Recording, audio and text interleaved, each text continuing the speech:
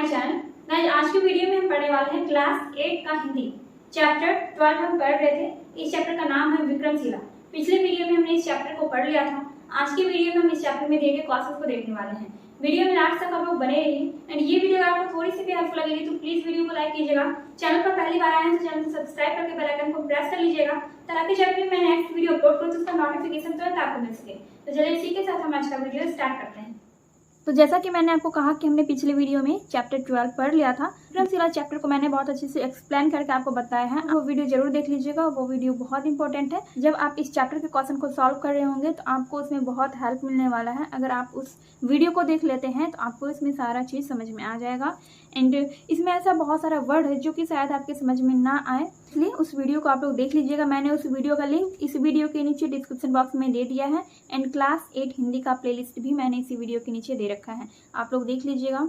तो चलिए हम देखते हैं इस चैप्टर का क्वेश्चन। देखिए प्रश्न अभ्यास में पाठ से 3 क्वेश्चन दिया गया है।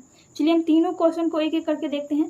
पहला क्वेश्चन दिया गया है कि विक्रमशिला नामकरण के संदर्भ में प्रचलित जनश्रुति क्या है। देखिए मैं आपको ये जो तीनों क्वेश्चन बताने वाली हूँ इसका आंसर, इस क्वेश्चन का आंसर आपको इसी चैप्टर में मिल जाएगा। ठीक है, मैंने आपको पिछले वीडियो में सारा कुछ अच्छे से बता दिया है। पिछले वीडियो में आपको इससे रिलेटेड सारे इंपॉर्टेंट फैक्ट्स बता दिए हैं, तो आप वो वीडियो देख लीजिएगा। एंड चलिए देखते हैं first, second and third number का आंसर।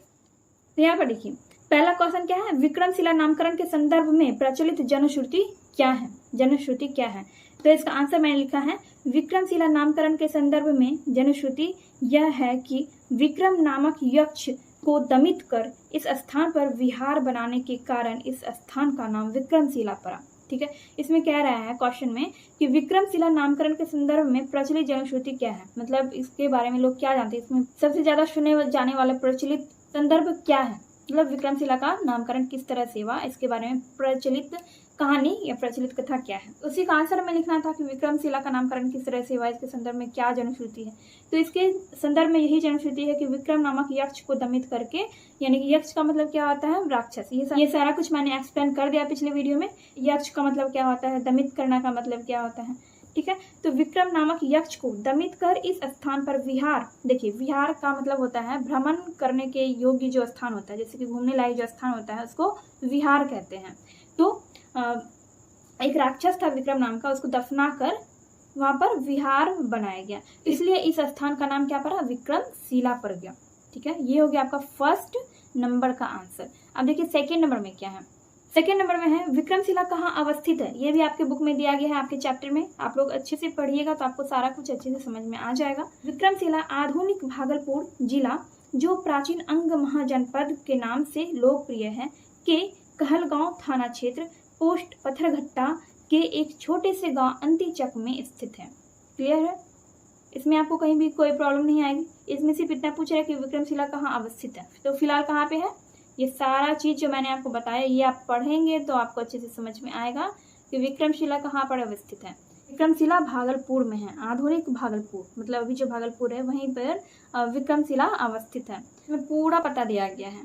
ठीक है, तो ये हो गया आपका सेकेंड नंबर क्वेश्चन का आंसर। थर्ड नंबर का क्वेश्चन देखते हैं। थर्ड नंबर में कह रहा है इस क्वेश्चन में कि यहाँ के पाठ्यक्रम में क्या क्या शामिल था। यहाँ के पाठ्यक्रम में क्या क्या शामिल था, तो इसके आंसर में हम लिखेंगे यहाँ के पाठ्यक्रम में तंत्र विद्या, व्याकरण, न्याय, सृष्टि विज्ञान, शब्द विद्या, शिल्प विद्या, चिकित्सा विद्या, सांख्य, वैशेषिक, अध्यात्म विद्या, विज्ञान, जादू एवं चमत्कार विद्या शामिल था। तो यहाँ पर मैंने आपको जितना भी विषय बताया, इन सारे विषयों की पढ़ाई विक्रमशिला विश्वविद्यालय में होती थी। ठीक है, इसलिए वहाँ के जो विद्यार्थी होते थे बहुत विद्वान होते थे। पाठ्यक्रम का मतलब क्या होता है, जैसे कि हमारा अभी कॉलेज है, महाविद्यालय जिसको कहते हैं, तो वहाँ पे किन किन चीज़ों की पढ़ाई होती है। तो मेरा जो कॉलेज है उसमें आर्ट्स की पढ़ाई होती है और साइंस की पढ़ाई होती है। ठीक है, बहुत सारे कॉलेज ऐसे होते हैं जिसमें कि आर्ट्स, साइंस और कॉमर्स तीनों की पढ़ाई होती है। तो इस तरह से और भी बहुत सारे कॉलेज ऐसे होते हैं जिसमें अलग अलग विषयों की पढ़ाई होती है, लेकिन हमारे कॉलेज में, मेरे कॉलेज में खास करके सिर्फ साइंस और आर्ट्स सब्जेक्ट की ही पढ़ाई होती है। ठीक है, तो वैसे यहाँ पर पूछ रहा है विक्रमशिला विश्वविद्यालय के बारे में कि यहाँ के पाठ्यक्रम में क्या क्या शामिल था, मतलब वहाँ पर कौन कौन सी चीज़ों की पढ़ाई होती थी। ठीक है, देखिए हमने पार्ट से का ये तीनों क्वेश्चन सॉल्व कर लिया। पार्ट से आगे में यहाँ पर 4 क्वेश्चन आपको दिए गए हैं। इन चारों क्वेश्चन को हम एक एक करके देखते हैं। तो पाठ से आगे का पहला क्वेश्चन है, परिभ्रमण के दौरान आप इस स्थल का चयन करना क्यों पसंद करेंगे। चयन का मतलब क्या होता है, चुनना। परिभ्रमण का मतलब होता है घूमना। ये कह रहा है कि घूमने के दौरान, मतलब कहीं आप घूमने जा रहे हैं तो आप इस दौरान इस स्थल का चयन करना क्यों पसंद करेंगे। इस स्थल पर, मतलब कि इस स्थान पर जाना आप क्यों पसंद करेंगे, इसमें ये पूछा जा रहा है। तो इसका आंसर मैंने लिखा है, परिभ्रमण के दौरान हम इस स्थल का चयन करना इसलिए पसंद करेंगे क्योंकि यह एक ऐतिहासिक स्थल है। सबसे बड़ी बात यह है कि ये एक ऐतिहासिक स्थल है, ठीक है। और ये कैम्ब्रिज तथा ऑक्सफोर्ड विश्वविद्यालय से भी अधिक उन्नत भूतपूर्व विश्वविद्यालय को हम जरूर देखना चाहेंगे। देखिए आपके चैप्टर में क्या बोला गया है कि विक्रमशिला आधुनिक, मतलब अभी जो कैम्ब्रिज विश्वविद्यालय और ऑक्सफोर्ड विश्वविद्यालय है उससे भी कहीं अधिक उन्नत विश्वविद्यालय विक्रमशिला विश्वविद्यालय था। तो ऐसे विश्वविद्यालय को देखने का मन हर किसी को होगा और ये एक ऐतिहासिक स्थल है, तो इसलिए इस वजह से भी हम विक्रमशिला विश्वविद्यालय को देखना चाहेंगे। देखिए मैंने यहाँ पर अपने अनुसार इसका आंसर लिखा है, ठीक है, अपने अकॉर्डिंग लिखा है। अगर आप मतलब आप किसी और रीजन से विक्रमशिला विश्वविद्यालय को देखने के लिए जाना चाहेंगे तो आप उस रीजन को यहाँ पर लिख सकते हैं, ठीक है। कोई जरूरी नहीं है कि आपका आंसर सेम टू सेम यही आएगा, आप अपने अकॉर्डिंग भी लिख सकते हैं। चलिए ये हो गया आपका फर्स्ट नंबर का आंसर। देखिए सेकेंड नंबर में है कि इस विश्वविद्यालय को आधुनिक बनाने के लिए आप क्या क्या सुझाव देंगे। इसका आंसर क्या होगा, इसका आंसर हो जाएगा, इस विश्वविद्यालय को आधुनिक बनाने के लिए हमारा यह सुझाव है कि विश्वविद्यालय को समृद्ध बनाकर यहाँ प्रसिद्ध शिक्षकों की नियुक्ति कर ज्ञान विज्ञान का अध्यापन आधुनिक तरीके से करवाया जाए, ठीक है। तो विद्यालय को आधुनिक बनाने के लिए क्या करना होगा, पहले इसको समृद्ध करना होगा, फिर यहाँ पर शिक्षकों की नियुक्ति करनी होगी और यहाँ पर जैसे कि पहले होता था अलग अलग विषयों की पढ़ाई, तो उसी तरह से यहाँ पर सारी व्यवस्था करनी होगी, तब जाके ये विश्वविद्यालय आधुनिक बन पाएगा, ठीक है। ये हो गया आपका सेकंड नंबर का आंसर। थर्ड नंबर में देखते हैं। थर्ड नंबर में दिया गया है क्वेश्चन कि तंत्र विद्या के बारे में आप क्या जानते हैं। तंत्र विद्या के बारे में आप क्या जानते हैं। इसका आंसर मैंने लिखा है, इस विद्या का उद्देश्य चमत्कार प्रदर्शित करना होता है। ये सभी जानते हैं कि तंत्र विद्या का उद्देश्य क्या होता है। तंत्र विद्या से हम क्या सीखते हैं, चार दिखाना ही सीखते हैं, ठीक है। और तंत्र विद्या के ज्ञाता को तांत्रिक कहा जाता है। तंत्र विद्या के जो ज्ञाता होते हैं, जो ज्ञानी लोग होते हैं तंत्र विद्या में, उसको तांत्रिक कहा जाता है और इसमें बलि की प्रथा होती है, ठीक है। जब आप तंत्र विद्या के बारे में पूरा पढ़ेंगे तो आपको सारी जानकारी मिल जाएगी। तो इसका आंसर हमें लिखना था, तो इसलिए ज्यादा बड़ा ना करते हुए हमने शॉर्ट में इसका आंसर लिखा है, ठीक है। 4 नंबर का क्वेश्चन क्या है, 4 नंबर में है कि निम्नलिखित संस्थाओं को उनकी श्रेणी के अनुसार बढ़ते क्रम में सजाइए, ठीक है। ये क्या है, संस्था है, विश्वविद्यालय, प्रारंभिक विश्वविद्यालय, विश्वविद्यालय, प्रारंभिक विद्यालय, महाविद्यालय, माध्यमिक विद्यालय, प्राथमिक विद्यालय। जो बच्चे होते हैं, जो उनका पहली बार जब एडमिशन होता है स्कूल में, तो किस में होता है, प्रारंभिक स्कूल में होता है, तब जाके प्राथमिक विद्यालय में वो पढ़ता है, उसके बाद मिडिल स्कूल में यानी कि माध्यमिक विद्यालय में, फिर जाके कॉलेज यानी कि महाविद्यालय में, उसके बाद सबसे बाद में विश्वविद्यालय में, ठीक है, विश्वविद्यालय में। यानी कि महाविद्यालय से भी बड़ा विद्यालय होता है विश्वविद्यालय। तो इसको हमने श्रेणी के अनुसार बढ़ते हुए क्रम में सजाया है, यानी कि सबसे छोटा कौन सा है, प्रारंभिक, उसके बाद प्राथमिक, फिर माध्यमिक, फिर महाविद्यालय, उसके बाद विश्वविद्यालय। ये हो गया आपका 4 नंबर का आंसर। तो हमने पाठ से आगे का ये चारों क्वेश्चन सॉल्व कर लिया, ठीक है। अब हम ये वाला क्वेश्चन देखेंगे व्याकरण का। देखिए व्याकरण में आपको संधि के बारे में बताया गया। जब आप यहाँ पर पढ़ेंगे संधि के 3 भेद होते हैं। संधि क्या होता है, यहाँ पर देखिए 2 वर्णों के मेल से होने वाले परिवर्तन को संधि कहते हैं। जैसे कि पुस्तक जोड़ आलय, क्या बन गया, दोनों मिलके पुस्तकालय। तो इसमें देखिए पुस्तक क, यहाँ पर पुस्तक है, इसका अंत किससे हुआ, पुस्तक का क से। क में क्या है, अ है, तो वही अ यहाँ पर है, प्लस आलय, आलय में क्या है, यहाँ पर शुरू में आ है, तो वही आ यहाँ पर है, अ प्लस आ मिलके क्या बन गया, आ, ठीक है। तो संधि के 3 भेद होते हैं, स्वर संधि, व्यंजन संधि और विसर्ग संधि। तो यहाँ पर तीनों को समझाया गया है, स्वर संधि, व्यंजन संधि और विसर्ग संधि। ये सब आप खुद से पढ़िएगा और समझने की कोशिश कीजिएगा। आपको ये संधि पढ़ लेना है, स्वर संधि, व्यंजन संधि और विसर्ग संधि, ठीक है। अब देखिए क्वेश्चन दिया गया है इससे, यहाँ पर क्वेश्चन दिया गया है कि पूर्व के बॉक्स में दी गई जानकारी के आधार पर संधि विच्छेद कर संधि का नाम लिखिए, ठीक है। यहाँ पर क्या कह रहे हैं कि पूर्व के बॉक्स में दी गई जानकारी के आधार पर संधि विच्छेद कर संधि का नाम लिखिए। यहाँ पर आप पढ़ लेंगे स्वर संधि, व्यंजन संधि और विसर्ग संधि, यहाँ पर पेज नंबर 54 में। उसके बाद आप क्या करेंगे, यहाँ पर जो आपको दिया गया है शब्द, इसमें आपको बताना है कि कौन सा उनकी जो यहाँ पर शब्द दिया गया जैसे कि अतिशयोक्ति है तो ये कौन सा संधि है, सर्वाधिक ये कौन सा संधि है, परीक्षा, उल्लेखनीय, पुस्तकालय, ये सब कौन सा संधि है, आपको ये चीज बताना है। तो देखते हैं, यहाँ पर देखिए जैसे कि अतिशयोक्ति है तो अतिशयोक्ति कैसे बना, अतिशय जोर उक्ति, तो ये कौन सा संधि है, ये स्वर संधि है।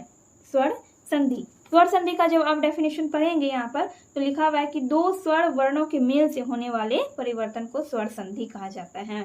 ठीक है, अतिशय और उक्ति, जब आप य का उच्चारण करते हैं तो उसमें अ भी आता है और उ क्या है, ये स्वर वर्ण है, और य में अ आता है तो वो भी स्वर वर्ण है। तो स्वर वर्णों के मेल से होने वाले परिवर्तन को क्या कहा जाता है, स्वर संधि कहा जाता है।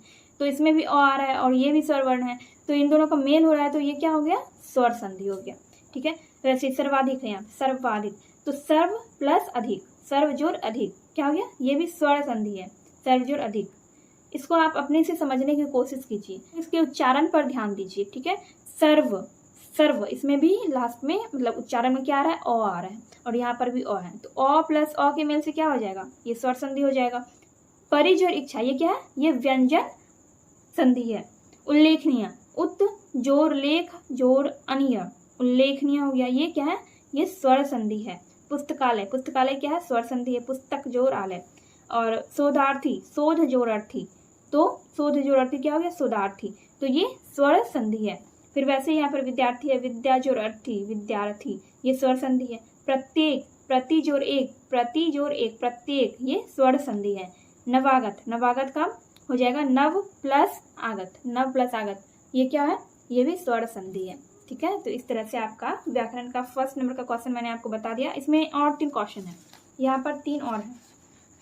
देखिए, उच्चादर्श, उच्च जोड़ आदर्श, तो ये भी स्वर संधि है। नामांकित, नाम जोड़ अंकित, नामांकित, ये भी स्वर संधि है। अवलोकितेश्वर, अवलोकित प्लस ईश्वर, ये भी स्वर संधि है। ठीक है, यहाँ पर हो गया आपका। उसके बाद यहाँ पर कह रहा है कि सेकेंड नंबर में यहाँ पर कह रहा है कि ऊपर बॉक्स में दी गई जानकारी के आधार पर निम्नलिखित शब्दों का समास बताइए। समास आपको बताना है। समास का वैसे यहाँ पर आपको समझाया गया है कि समास क्या होता है, और मैंने भी परिभाषा लिखा हुआ है तो आप वहाँ से भी समझ सकते हैं। देखिए यहाँ पर क्या है, जैसे कि राजा का पुत्र, राजपुत्र हो गया। विद्या का आलय, विद्यालय। रसोई के लिए घर, रसोई घर। तो उपयुक्त उदाहरणों में हमने देखा कि 2 शब्दों के बीच एक विभक्ति का प्रयोग किया गया है। विभक्ति क्या है, जैसे कि राजा का पुत्र, का क्या है, विभक्ति है। विद्या का आलय, का क्या है, विभक्ति है। रसोई के लिए घर, के लिए क्या है, विभक्ति है। तो वही यहाँ पर कह रहा है कि 2 शब्दों के बीच एक विभक्ति का प्रयोग किया गया है। विभक्ति लोप, यानी कि विभक्ति को हटाने के बाद दोनों शब्द मिलकर एक शब्द हो गए। देखिए, रसोई के लिए घर, के लिए को आपने हटा दिया तो रसोई घर बन गया। विद्या का आलय, का को आपने हटा दिया तो विद्यालय बन गया। राजा का पुत्र, का को हटा दिया तो राजपुत्र बन गया। ठीक है, तो वही यहाँ पर कह रहे हैं कि विभक्ति लोप के बाद दोनों शब्द मिलकर एक शब्द हो गए हैं। ऐसे ही संयुक्त शब्दों को समास कहते हैं। ठीक है, समझ में आ गया। अब देखिए, मैंने भी यहाँ पर उदाहरण लिखा हुआ है, परिभाषा भी लिखा है और इसका एग्जाम्पल भी लिखा है। तो आपको जो भी सही से समझ में आए आप उसको याद कर सकते हैं, उसको समझ सकते हैं। तो यहाँ पर देखिए, मैंने लिखा है समास की परिभाषा, अलग अर्थ रखने वाले 2 शब्दों के मेल से बना तीसरा नया शब्द समास कहलाता है। जैसे कि देश प्लस भक्त, देशभक्त। नीला प्लस गगन, नील गगन। कुल प्लस पति, कुलपति। ठीक है, अब दूसरा परिभाषा भी मैंने यहाँ पर लिखा है, ये दूसरा परिभाषा है। ठीक है, आपको जो भी आसान परिभाषा लगे आप उसको याद कर लीजिएगा। अनेक शब्दों को संक्षिप्त करके नया शब्द बनाने की प्रक्रिया को समास कहते हैं। समास के कितने भेद हैं, 6 भेद हैं। देखिए, तत्पुरुष समास जो है, पहला है तत्पुरुष समास। तत्पुरुष समास में आपको बहुत सारे भेद मिलेंगे। ठीक है, जब आप इसको डिटेल में पढ़ेंगे समास को तो तत्पुरुष समास में बहुत से इसके प्रकार हैं। ठीक है, तो इसी का एक प्रकार है न समास, न और यों, इस तरह से न समास। ठीक है, इसी का ये प्रकार है। द्वंद्व समास, द्वंद्व समास तत्पुरुष समास है, फिर द्वंद्व समास है, द्विगु समास है, कर्मधारय समास, बहुव्रीहि समास, अव्ययी भाव समास। तो यहाँ पर जो मैंने लिखा है साइड में, इसका उदाहरण लिखा है। जैसे कि इस तरह का जो होता है समास, ये तत्पुरुष समास होता है। जैसे कि यश प्राप्त, यश को प्राप्त करने वाला, यश प्राप्त। प्रेमाकुल, प्रेम में आकुल, रसोई घर, रसोई के लिए घर, जैसे कि आपने देखा। द्वंद्व समास, रात दिन, गुण दोष, सच झूठ, इस तरह का जो समास होता है वो द्वंद्व समास कहलाता है। द्विगु समास, चतुर्भुज, तिरंगा, पंचवटी, सप्ताह, तो ये क्या है, ये सब द्विगु समास है। कर्मधारय समास, महादेव, महात्मा, नीलगाय, इस तरह का ये कर्मधारय समास है। बहुव्रीहि समास, चक्रधर, गजानन, विषधर, ये सब क्या है, बहुव्रीहि समास है। अव्ययीभाव समास, यथोचित, बेमिसाल, प्रतिदिन, प्रत्यक्ष आदि। तो यहाँ पर मैंने आपको कुछ उदाहरण दिए हैं। हो सकता है आपको इसे पूरी तरह से समास समझ में नहीं आएगा। जब तक आप इसको पूरे डिटेल में नहीं पढ़ेंगे तब तक आपको समास पूरी तरह से समझ में नहीं आएगा। समास आपको पूरी तरह से पढ़ना है, डिटेल में पढ़ना है तो आप व्याकरण की किताब में पढ़ लीजिए, या क्योंकि समास के बहुत सारे भेद हैं, बहुत सारे प्रकार हैं और सभी प्रकारों को हमें पढ़ना है, तभी हमें समास अच्छी तरह से पूरी तरह से समझ में आएगा। ठीक है, तो अब मैंने इससे रिलेटेड क्वेश्चन बनाया है। इसमें जो क्वेश्चन दिया गया था यहाँ पर देखिए, सेकंड नंबर में क्वेश्चन क्या कह रहा है, इसमें क्या रहा है कि ऊपर बॉक्स में दी गई जानकारी के आधार पर निम्नलिखित शब्दों का समास बताइए। जैसे कि है अभेद, अखंड, पत्थरघट्टा, द्वार पंडित, कुलपति, शिक्षा केंद्र, देश विदेश, अलौकिक। ठीक है, तो इन सब का हमें बताना है कि ये कौन कौन सा समास है। चलिए देखते हैं। अब जैसे ये वाला देखिए, अभेद, ये कौन सा समास है, नन तत्पुरुष समास है। तत्पुरुष का ही ये प्रकार है, तो इसलिए मैंने इस तरह से लिखा, नन तत्पुरुष समास। पत्थरघट्टा, ये भी तत्पुरुष समास का ही, जैसे देखिए तत्पुरुष समास में जैसा कि मैंने आपको कहा कि बहुत सारे प्रकार हैं, जब आप पढ़ेंगे तो आपको पता चलेगा। तो पत्थरघट्टा, द्वार पंडित, ये सब क्या है, ये भी तत्पुरुष समास है। अखंड, ये नन तत्पुरुष समास है। कुलपति, ये भी तत्पुरुष समास है। शिक्षा केंद्र, ये भी तत्पुरुष समास है। देश विदेश, ये कौन सा समास है, ये द्वंद्व समास है। अलौकिक, अलौकिक नन तत्पुरुष समास है। ठीक है, यहाँ पर आपका ये क्लियर हो गया। अब क्वेश्चन है तीसरे नंबर में व्याकरण में ही, कि संधि और समास में अंतर बताइए। संधि और समास में अंतर बताइए। तो पहला अंतर क्या है, संधि किसी शब्द की दो ध्वनियों के मेल से बनती है। ठीक है, संधि किसी शब्द की दो ध्वनियों के मेल से बनती है, और समास में दो शब्दों का मेल होता है। दो शब्द को मिलने से समास बनता है। ठीक है, यहाँ पर दूसरा है कि संधि के तोड़ने को विच्छेद कहते हैं। जब हम संधि को तोड़ते हैं, जैसे कि पुस्तकालय है, तो पुस्तक जोड़ आलय, उसको हमने तोड़ दिया, पुस्तक जोड़ आलय कर दिया, तो उसको तोड़ने को क्या कहते हैं, विच्छेद, संधि विच्छेद कहते हैं। लेकिन जब हम समास को तोड़ते हैं तो उसको क्या कहते हैं, विग्रह। समास को तोड़ने को क्या कहा जाता है, विग्रह। जैसे कि रसोई घर, यानी कि रसोई के लिए घर, तो उसको हमने तोड़ दिया, रसोई घर को, वो रसोई घर क्या है, समास है, तो उसको हमने तोड़ दिया, तो उसको तोड़ने को क्या कहा जाता है, विग्रह कहा जाता है। समास को तोड़ने को विग्रह कहा जाता है, और संधि के तोड़ने को विच्छेद कहा जाता है। ठीक है, अब देखिए इसी का है, संधि में दो वर्णों के मेल से विकार की संभावना रहती है, जबकि समास में दो पदों के मेल से उनके बीच का संयोजक शब्द ही लुप्त हो जाता है। ठीक है, तो ये आपका हो गया अंतर संधि और समास में। चलिए नेक्स्ट क्वेश्चन है यहाँ पर, निम्नलिखित शब्दों में से विभक्ति हटाकर एक नया शब्द बनाइए। अभी थोड़ी देर पहले हमने पढ़ा था, जैसे कि रसोई घर है, तो रसोई के लिए घर, तो के लिए को हमने हटा दिया तो रसोई घर बन गया। वैसे यहाँ पर करना है, जनों के नायक है, जनों के नायक, के को हम हटा देंगे तो जननायक बन गया। भूमि का सुधार, का हमने हटा दिया तो भूमि सुधार बन गया। गृह में प्रवेश, में हटा देंगे तो गृह प्रवेश बन गया। शक्ति से हीन, तो से को हटा देंगे तो क्या बन जाएगा, शक्तिहीन बन जाएगा। देह से चोर, से हटा देंगे तो देह चोर बन गया। लोगों के नायक, के हटा देंगे तो क्या बन गया, लोक नायक। तो यहाँ पर आपका चैप्टर 12 क्लास 8 हिंदी का चैप्टर 12 आपका कंप्लीट हो चुका है। मैंने सारा कुछ आपको बता दिया है। अब इसमें कुछ नहीं है, सिर्फ एक्टिविटी दिया गया है, तो ये आपको खुद से ही करना होता है एक्टिविटी। और जो भी लिखित प्रश्न था, मतलब लिख के बताने वाला था, वो सारा चीज़ मैंने आपको बता दिया है। एंड गाइज, ये वीडियो अगर आपको थोड़ी सी भी हेल्पफुल लगी हो तो प्लीज़ वीडियो को लाइक कीजिए, कमेंट कीजिए एंड अपने दोस्तों के साथ वीडियो को शेयर कीजिए। चलिए मैं मिलती हूँ आपसे अगले वीडियो में।